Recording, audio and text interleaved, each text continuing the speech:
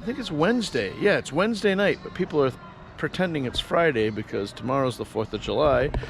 They all have the day off, but I think if all goes well, I've got two things to start doing tomorrow. The first thing is to finish the last of the CopperCoat.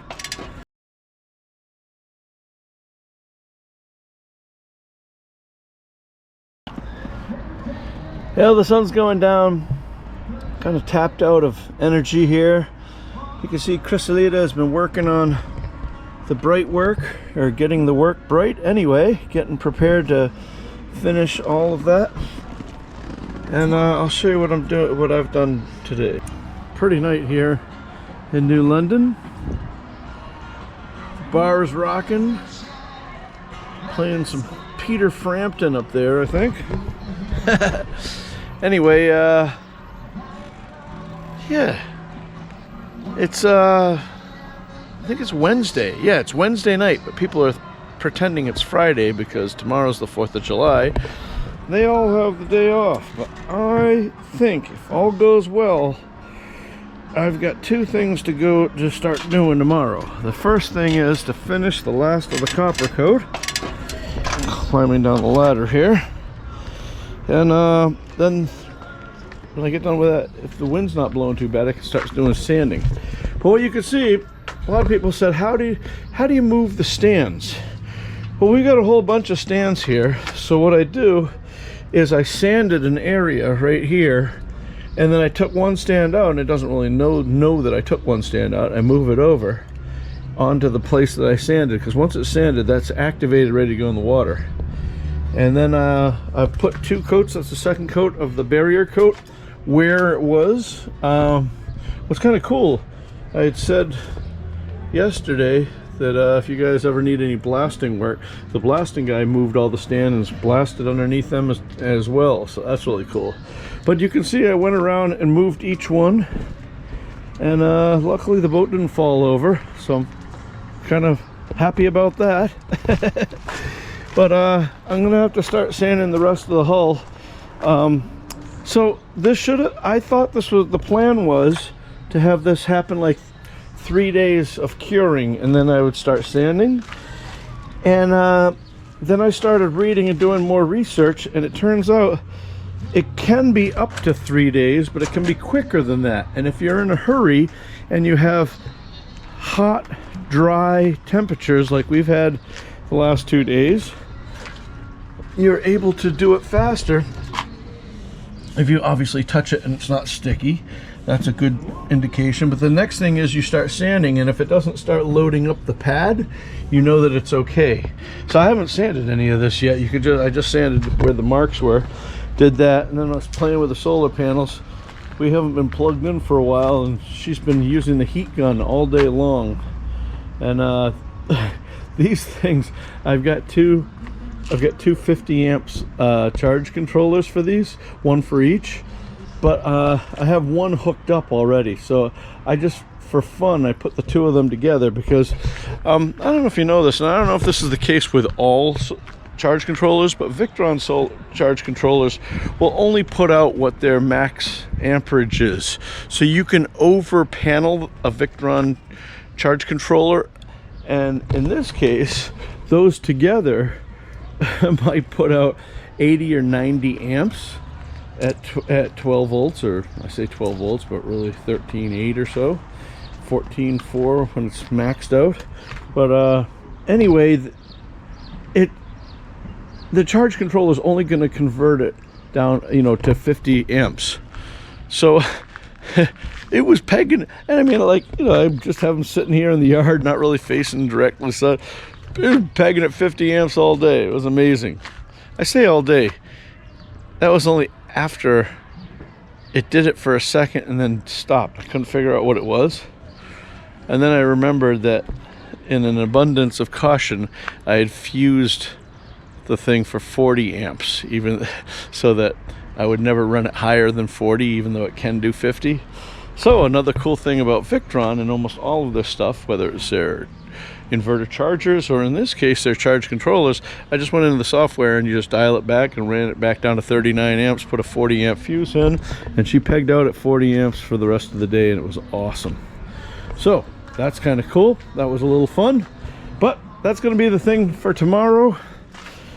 One of my friends has invited me to their family's 4th of July celebration, but that's not until 5:30, and I think we got rain coming tomorrow night, so my hope is that I'll be able to put all 4 coats on there. And if you remember what I was telling you the other day, here's my last CopperCoat kit. Hopefully I'll be able to get that kilo of copper. I think it's probably 2 kilos of copper, whatever it is, break it into four times. And I thought I was going to have to kind of wing it myself, and once again, really pays to read the instructions.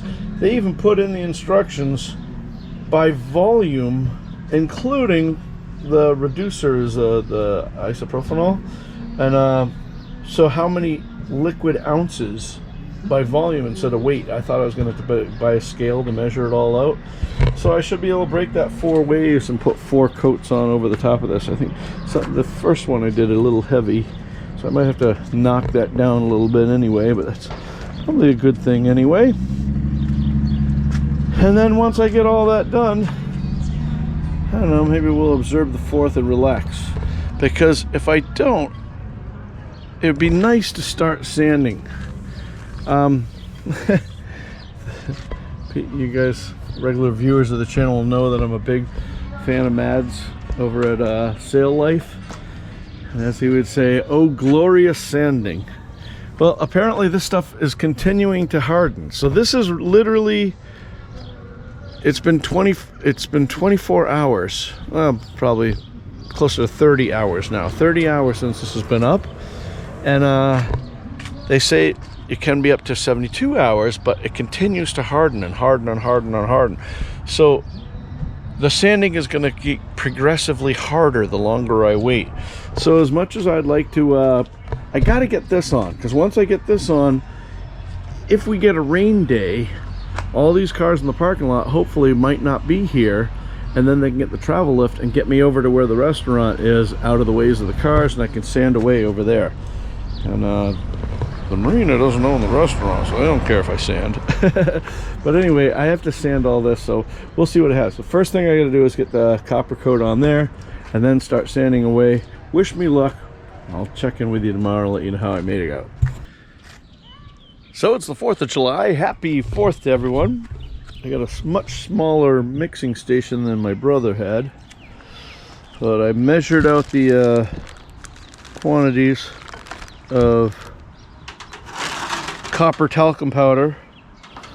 I have 4 buckets, so I'm using them to try to measure everything out, just enough to make everything go. But the hardest part was that, remember I told you I can't get these 8 mil, I guess you say adhesive applicators. I can't get them locally, so I had 2 of them left, and I need to do 4 coats, and they're just teeny spots. So I use the old hacksaw to cut them in half. See, I read my instructions again just to make sure. There's the beautiful and talented Cristalita, still working. 7 a.m. she's grinding away up there, working on the bright work. But you can see what I've done over here is I've gone over all the spots and put the first coat of copper on there. And so once we get all this done, like I say, a little blotchy over here, but I think the blotchy is probably better, because with the 4 coats, it worked better for us. Where we were blotchy at first, it worked out better, like over here, than where we just put it on really heavy to begin with. That's not what I really want to do, but it's a trick. It's weird. It's easier to put a lot of paint on. It's hard to put a little paint on. But that's where we are right here. I'll put a few more coats on and show you how it is. And oh, I didn't really want to spend my 4th of July sanding, but as long as the wind is blowing away from the parts, I don't want the sanded CopperCoat to end on the sticky CopperCoat. So if that happens, that will be an issue. Last time I checked the weather, all this stuff up here is supposed to be good. It pays attention to the forecast. We're not supposed. We have a 50% chance of rain at 2100 or 9 o'clock tonight, and I'm hoping that by that time this will have flashed off enough so that I can put little plastic tents around the areas that are exposed, and hopefully save that. I think we're gonna have a couple days of rain, then it's gonna be nice again. Anyway, that's it. Happy 4th of July.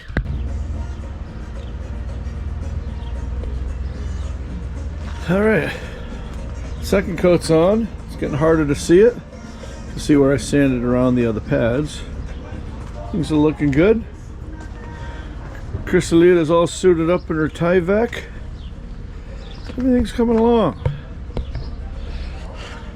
Well, it's now about 1300, 1 o'clock in the afternoon.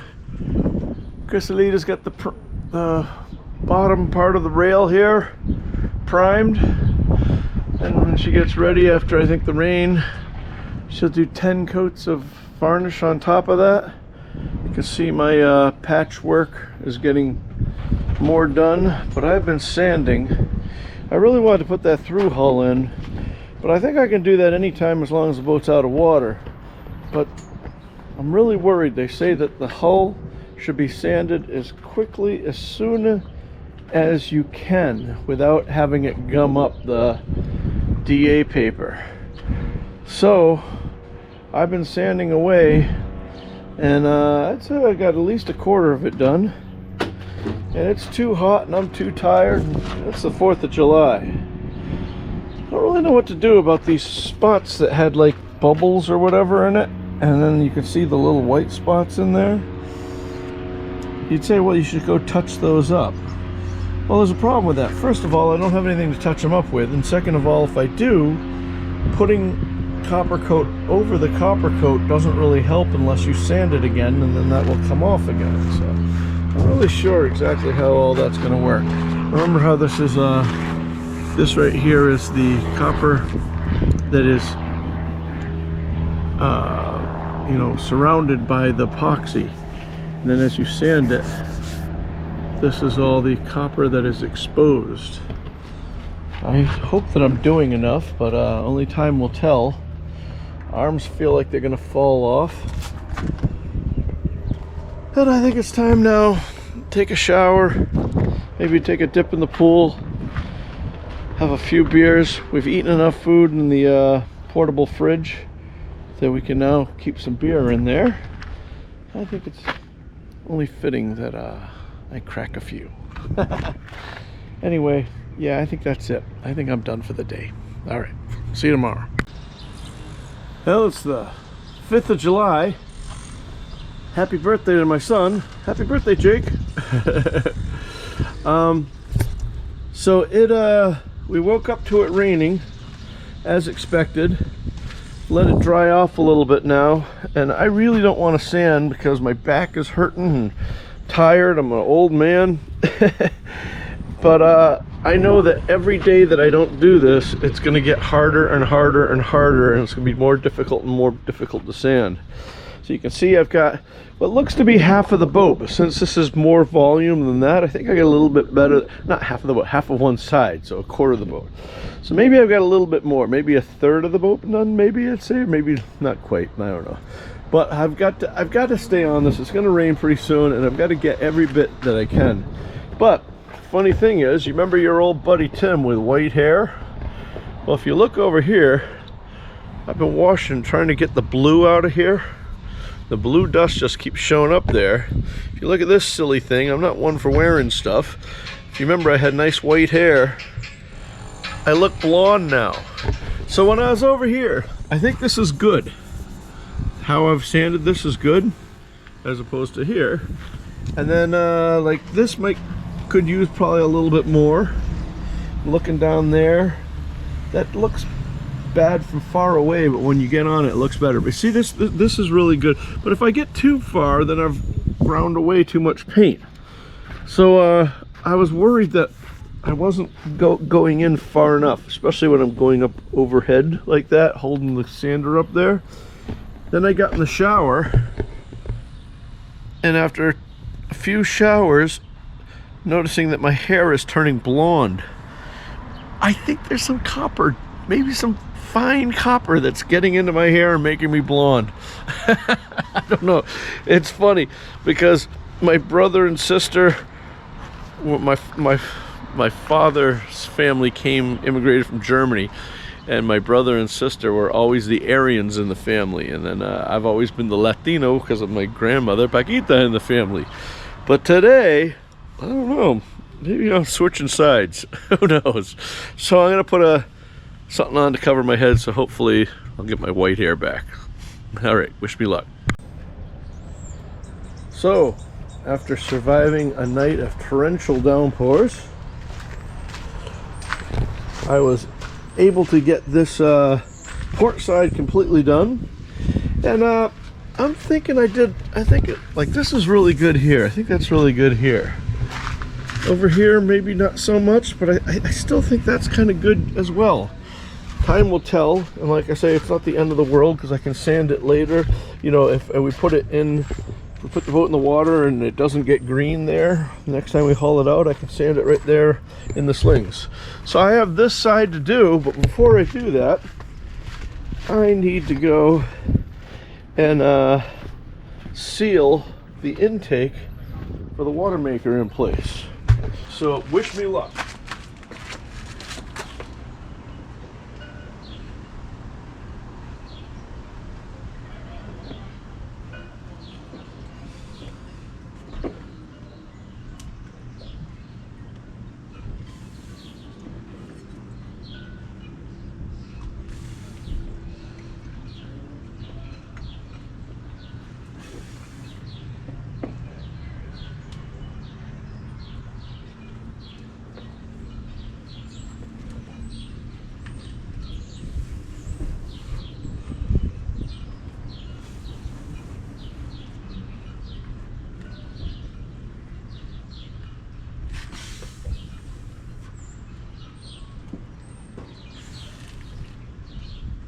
All right. So one of the concerns I had was that maybe fishing line or something like that might get in the front without sealing it right there. And I could seal that, but I think it's pretty tight right there. The back is open a little bit, but that's just because of how the hull is shaped. And it's on there really tight. And like I say, once that 5200 tightens up, I think that's even gonna be even more. There we go. So the only thing that could possibly go wrong that would be awful is if this ever fell out and it hit the prop. But I think that's a lot of things that could happen badly before that happens. So I think we're going to go with that and see how it works.